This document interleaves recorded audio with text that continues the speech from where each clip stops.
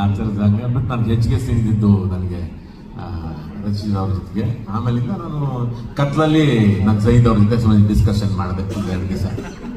ಭಾಳ ಖುಷಿ ಆಯಿತು. ತುಂಬ ಕನಸುಗಳು ಇಟ್ಕೊಂಡಿದ್ದಾರೆ.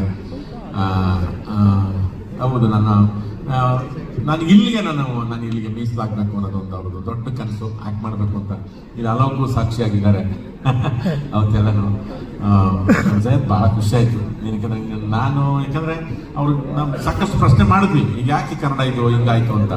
ನಮ್ಮ ಸರ್ಕಲ್ ಹೆಂಗಿದೆ ಸರ್ ಅಂತಂದ್ರು. ಅದಕ್ಕೋಸ್ಕರ ಅದು ಬಿಟ್ಟು ಇಲ್ಲ, ನನ್ನ ಬೇರೆ ಇಲ್ಲಿನ ಕನ್ನಡ ಎಷ್ಟೋ ಥರದ ಕನ್ನಡ ಇದೆ ನಮ್ಮೆಲ್ಲ. ಅದು ಹೇಳಿದ್ವಿ, ಹುಬ್ಳಿದಾಗ್ಬೋದು, ಚಾಮರಾಜನಗರದ್ದು, ನಮ್ಮ ಪಾವಗಡದ್ದು, ಕೋಲಾರದ್ದು, ಯಮ್ಮನಕಾಯಿ ಎಲ್ಲ ಹೇಳಿದ್ರು ಅವರು. ಇಲ್ಲ ಸರ್, ನನ್ನ ಸ್ಲ್ಯಾಂಗ್ನ ನಾನು ಮಾಡ್ತೀನಿ, ನನ್ನ ಕನಸಿರೋದು ಅಂದರೆ ನನಗೆ ಅಂತಂದ್ರೆ ನನಗೆ ಒಂದ್ಸರಿ ನಾನೇ ಢಮರ್ ಅಂತ ದಂಗಾಗ್ಬಿಡ್ತು. ನನಗೆ ರಾಜ್ಕುಮಾರ್ ಥರ ಆ್ಯಕ್ಟ್ ಮಾಡಬೇಕು ಅಂತ ಅನಿಸ್ಬಿಡ್ತು ಅಂತಂದ್ರು. ನಿಜವಾಗ್ಲೂ ನನಗೆ ನಿಮ್ಮ ಸಂಕಲ್ಪ ಇದೆಯಲ್ಲ ತುಂಬ ಒಳ್ಳೆಯದು. So all the best, good luck. ನೀವು ಅಂದ್ಕೊಂಡಿರೋ ದಾರಿ ಅದು ಒಳ್ಳೇದಾಗಲಿ.